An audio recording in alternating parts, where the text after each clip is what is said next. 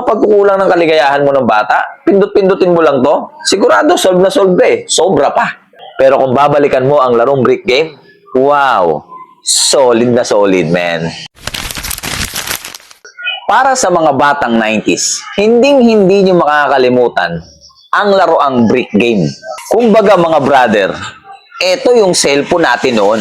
Wala nga lang siyang load. Di battery lang, AA. Tatalo na hanggang magdamagan. Ayos ba? Pag nasa palengke kayo ng nanay mo at tinanong ka pagkain o brick game, malamang ito ang pipiliin mo. Di ba Brad? Dahil kahit walang pagkain ng magdamagan, basta meron ka nito, okay ka na. At ito ang gadget na kahit magdamag mong tutukan, hindi man lalabo ang mata mo. Kasi yung brightness nito mga brother, yun na yun. Higit sa lahat mga brother, napakadaming kulay na pwedeng pagpilian ito. May blue, may red, may yellow, at may green. At kung hindi ako nagkakamali mga brother, ang presyo nito ay 150 to 200 pesos lang.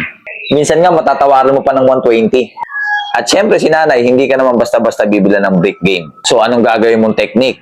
Walang iba kundi maglupasay ka at mag-iiyak sa kalsada. Yung tipong mukha ka ng tanga, parang ending, bilang ka ni nanay ng brick game. Ganun lang kasimple ang buhay. At pag meron ka na nito, pag uwi mo sa iskinita nyo, pag uwi mo sa street nyo, ikaw ang pinakapogi. At lahat ng mga kagalit mong bata na kasing edad mo, malamang maglalapitan sa'yo.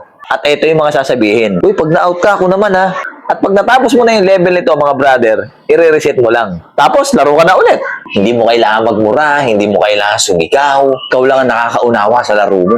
At wala kang kalaban, brother, kundi yung sarili mo. O, di ba talaga nakakamiss yung mga ganitong laro? Sa panahon ngayon, corny na to, syempre. Kasi nga, iba na ang generation ngayon. Pumunta ka sa mga computer shop, kahit ngayong anak mo nag-iisa, hawak yung cellphone, bigla na lang magsisigaw.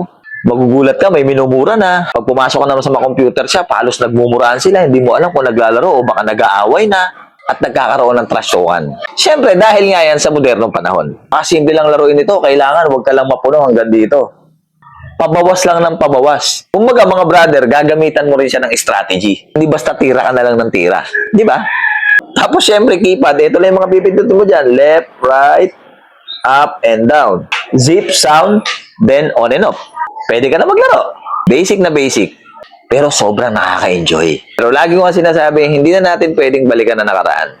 Pero pwede nating alalahanin ang mga nagpaligaya sa atin nung kabataan natin. Kagaya na lamang ng brick game. At sa mga balak bumili nito, mga brother, huwag kayong mag-alala kasi marami nang nabibili nito sa mga online shop. Siguro naman meron kang upload kasi modernong panahon na ngayon.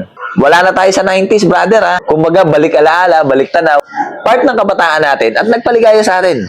So lahat ng mga ka-90s ko rito, lagi niyong tandaan, maging maligaya lang tayo, maging masaya tayo kung anong meron tayo. Iwasan nating ma-stress, iwasan nating magalit lagi. Kailangan lagi lang tayo masaya. Kasi yan ang buhay natin noong dekada 90. At kung mahilig ka sa mga ganitong video, sa mga ganitong topic, pwede mo kong i-like, i-share, and i-follow na rin. Muli ako to si OAB in the place to be. Proud Batang 90s. Woohoo!